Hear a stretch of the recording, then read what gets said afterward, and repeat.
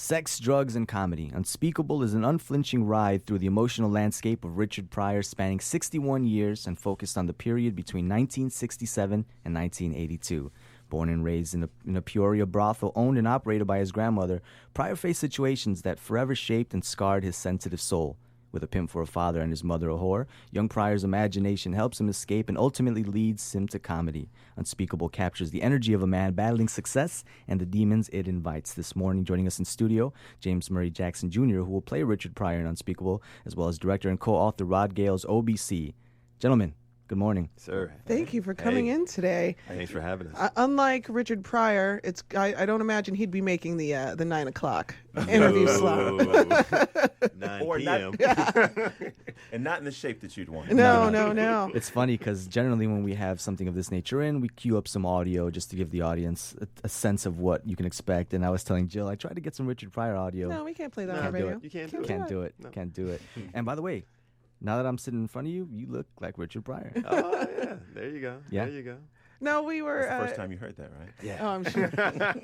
But that's one of the things when you have a character like Richard Pryor, everybody's a critic when it comes to this story, from comedians to just passive fans. People want to make sure that it's legit and it's authentic. That the story is told well, and what a story it is. I mean, you have so much to mine through. I want to ask you, Rod. Yes. Now, you had a 61-year life to focus on. You focused on 67 through 82. What about those years made those stand out to you as worth telling about? Well, that's where whenever life goes kind of in a straight line most of the time. You have your daily dramas, and then there's a hump. Yeah. And then there's a straight line, and there's a mountain, and there's a straight line. And so anytime you're doing any kind of theater or film, the movie or the play is about the hump or the mountain. And that was, even though he had lots of humps and mountains, those were the most interesting, expansive things that people could connect to and still give context to the things that people know, but still give them some things to discover. And he had a change of life in the late 60s, and we knew what he was doing kind of in the 70s into the early 80s, and that was the most important. But really, the play really covers from before he was born till after death, where he's dealing with God. But the focus of it is in those. Now, you're talking about discovery, and I wonder, James, as you're researching the role, were there things that you found out about Richard Pryor that you didn't know before?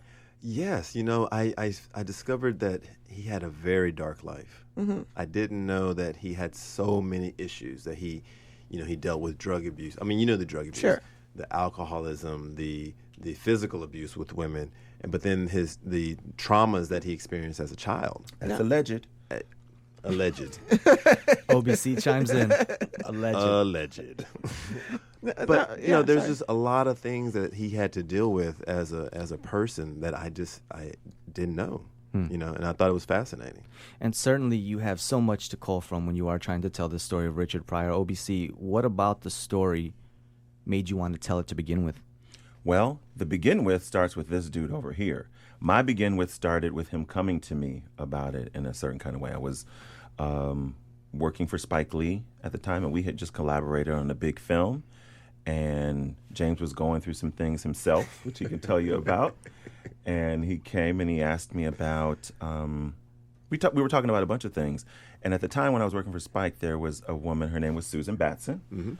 And she is big acting coach, works with Nicole Kidman and Juliette Binoche and all of the big ones. And she was creative consultant with Spike. And I said, you need to go work with this woman. And he did. Yeah. And at the time, I had a huge afro. And I'm on Team Afro myself. You feel me. And I was anti a lot of things, So I had become a vegan, and I was like, I'm not dealing with Hollywood, and that whole thing. But I really wanted to get back to just basic acting. And Rod suggested Susan Batson. And that summer, everybody kept saying I looked like a young Richard Pryor. And I kept hearing that everywhere I would go. And in her class, she had a class called Developing Your Own Method, and you had to choose a celebrity character to be. And when it came time for me to choose it, I sat there, and before I could say anything, she said, you should be Richard Pryor. And I was like, wow, this is something. So in that process, it was a 6-month class, she suggested I write a one-man show. Oh. And then I said, well, no, 'cause I haven't written, do that. and I'm not going to do that. And I said, okay, well, if I'm going to do it, let me do it with somebody that I trust. And I went to Rod. And then he told me that he didn't want to do a one-man show. I And said it- I wasn't interested. No, I'm not going to say what he actually said, because he's like, I ain't going to, it was some other language in there. But I'll let him explain that part. I was absolutely not interested, and not. I mean, James. I mean, we're creatively spirit connected because we had just collaborated on a film that I did called Pharaoh Jones, which we're developing into a feature project, and he came to me and I was like, one man shows, solo shows as they now call them. But everybody was still calling him one man, in our man-focused world. Before PC got a hold Yeah, of it. yeah. And I said, it's been done to death. Whoopi killed it. John Leguizamo's killed it. So many people have done it, and really, that's not interesting to me theatrically in terms of an audience experience. I had been really working on a concept, a style of ensemble theater. My life and creativity really is about building ensemble, and that's where I come from. My mentors were children of the 60s who built ensembles of people where you could perform it in this room and it would be dynamic. Yeah. And so there was a style that blended things in another kind of way that I thought would be much more interesting. And I pitched to him. I said, I know what the title would be. And he said Unspeakable. And I was like, wow. Because the whole idea of Richard being this outspoken person who had said things that had been unsayable, that in the public eye you could not have gotten away with 10 years before he said them. Even Lenny Bruce didn't get away with it. Should have got arrested. Yeah. And so Richard came up, it was a perfect storm of political change happening in the 60s, him having lived what he lived, and that coming together with that period of political change to produce who we know to be Richard Pryor. And to do that and to be that kind of outspoken person and then be stricken with multiple sclerosis and kind of be entombed in your body, to not be able to express yourself in the way that you previously had, to me, just organically connecting, it just came to me in that way. And he took a shine to that. Yes. Now, this is an interesting person because you also have the notoriety, right? People know his story to a certain extent. So what's the balance, OBC, of comedy versus darkness and drama that you wanted to portray with this? It depends on how twisted you are. Very twisted. Let's say like He's an a very 8.5 very on a twisted. scale of Very 1 to 10. twisted. Yeah. So there are things, I think sometimes audiences are in the pocket of, oh my goodness, I'm tickled inside, but I dare not laugh because this person sitting next to me might not think it's appropriate for me to laugh or may judge me. And so the show really works best when it's an audience full of folks. So please come on down because there are levels of it that different people find funny. And then there are things that are just, that hit the button of what people expect to be funny. Yeah. But it's funny in unexpected kind of ways. Some people love physical comedy. You slap somebody in the face, and that just strikes me on the right day as freaking hilarious. I love me some Three Stooges. Some people might think it tragic to see somebody grabbed up by a handful of hair and dragged across the floor. And they might think that's absolutely hilarious, and somebody else might respond to that as horrific. Yeah. And so Richard said things politically and socially, and so it really depends on where you're at. Yeah. Yeah. Now, Richard Pryor strikes me as such a great figure, especially in the 60s and 70s, as kind of the other side of the comedy coin to Bill Cosby. Yes. And, knowing now, taking away what we know now, in context of at the time. What we has had- been alleged. Yes, It's been allegedly. allegedly.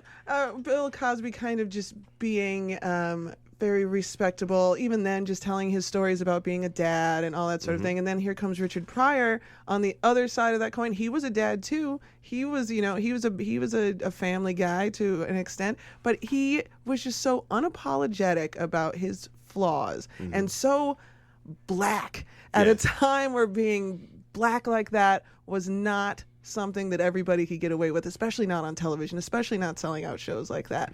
How do you take that context of the late 60s and the 70s and just that blackness and bring it and make it relevant to 2015? Seems like it would be a great story to tell young people at this point. Yeah. And you know what's interesting? When Richard was coming up, he actually put himself out there as a Cosby clone. You know, when he first started out, you know, he was imitating Cosby. That's how he got on. And I think it drove him crazy because at a certain point, he just couldn't deal with it anymore. It wasn't him. That self-censoring has got to be difficult. It just wasn't him. And he had a meltdown at the Aladdin, the casino in Okay. Vegas. And that led him to Berkeley. And that's where he actually shed all the Bill Cosby stuff and then came out as Richard Pryor, the Richard that we know. So for us, you're right. How do you do Richard without doing Richard? You can't. You have to be very honest, and it's a task, but you can't pull any punches. You can't compromise, and you have to tell the truth. Now, when you are talking about some of Richard Pryor's comedic elements, what is it, James, that you latched onto to try to put yourself into that character, the mannerisms, the timing, the gestures? You know, all those things. So as far as research, you're looking at, you're listening to a lot of audio. You're watching as much as you can get your hands on. But really, the thing that I connect with really for Richard is, what is his need? Why does he want to express himself through comedy? And for me, his need is about love. Trying to find love, accept love, loving himself.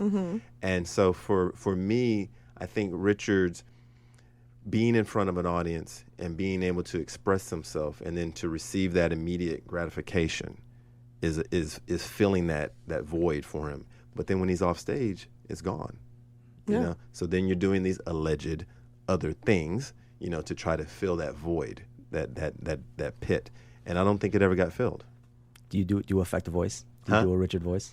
I do a Richard voice, yeah, sure. So, we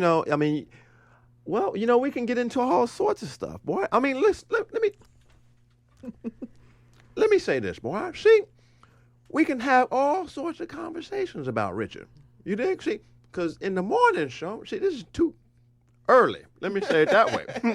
To be talking about Richard Pryor, because see, Richard Pryor would be asleep right now. Staying up late at night. Because he in love with that powder. You get that powder in his nose, and you can't talk stuff to him. So it's only so far I can go with this. before it starts to come out. I was living in New York when he passed away, and the comedy community there was just, he was sick for a long time, so it wasn't necessarily a huge surprise that he passed away, but at the same time, it was a very deep hurt that people felt at the time. People, myself included, grew up sneaking listening to Richard Pryor albums, the records that your parents kept in the basement, not on the first floor with the Lou Rawls. You kept, with the Lou Rawls. You kept Richard Pryor in the basement. There it is. And if you were ever sneaky enough to go past your bedtime, sneak on a little Richard Pryor, I think that shaped so many people's senses of humor. People felt it really as though someone that they knew had passed away. Was that something? Was the power that he had on other people, is that something you have to take in consideration when performing as him?